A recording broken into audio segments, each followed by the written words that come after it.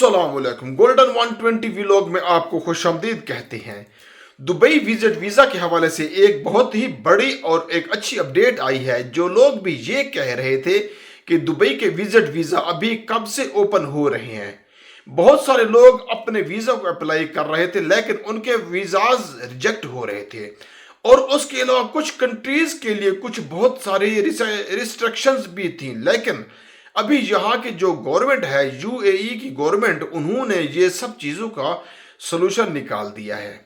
उससे पहले क्या होता था, तो लोग डायरेक्टली किसी ट्रेवल एजेंट के थ्रू अपना वीज़ा अप्लाई करके आते थे। अगर जहाँ पे जब वो लैंड होते हैं उसके बाद में अगर वो ओवरस्टे हो रहे हैं या वापस नहीं जा रहे हैं तो उसके बाद उनको ट्रेस करना काफ़ी मुश्किल हो जाता था। और जो प्लेंटीज होती थी वो जो ट्रेवल एजेंसी होती थी उनके ऊपर डाल दी जाती थी। लेकिन अभी रिसेंटली ही सिर्फ 2-3 दिन पहले ही यूएई की गवर्नमेंट ने, दुबई की गवर्नमेंट ने एक नया विजिट वीज़ा इंट्रोड्यूस कराया है जिसको कहते हैं UAE friends and relative visa. जो भी यहाँ पे लोग रहते हैं, जो भी रेजिडेंट्स हैं, वो अपने दोस्तों को या अपने फैमिली मेम्बर्स को अभी डायरेक्टली स्पॉन्सर कर सकते हैं।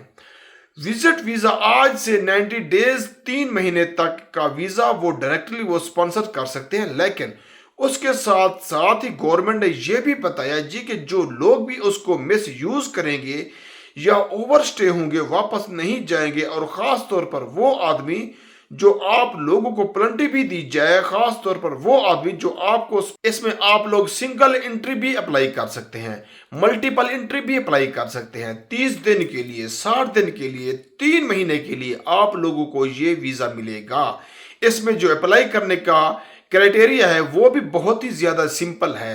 जो बाकी जितनी भी चीज़ें हैं वो सिंपली होनी चाहिए कि आप लोगों के पास एक 6 माह का वैलिड पासपोर्ट होना चाहिए। उसके बाद आप लोगों के पास रिटर्न टिकट लाजमी होना चाहिए, हेल्थ इंश्योरेंस होनी चाहिए। बाकी सारी चीज़ें आप लोगों के साथ में वही है जो लोग भी यहाँ पे ऑलरेडी रेडियंस हैं और उनका डायरेक्टली अपनी जो भी आईसीबी की जो एप्लीकेशन है या जीटीएआर अरेबिक एप्लीकेशन है, डायरेक्टली वहाँ से जाके एक ऑप्शन मिलता है फ्रेंड्स एंड फैमिली वीज़ा, उसमें जाके वो उनको स्पॉन्सर कर सकते हैं। लेकिन उसके साथ साथ में यहाँ कुछ लिमिटेशन भी लगाई गई है कि हर बंदा उसको स्पॉन्सर नहीं कर सकता।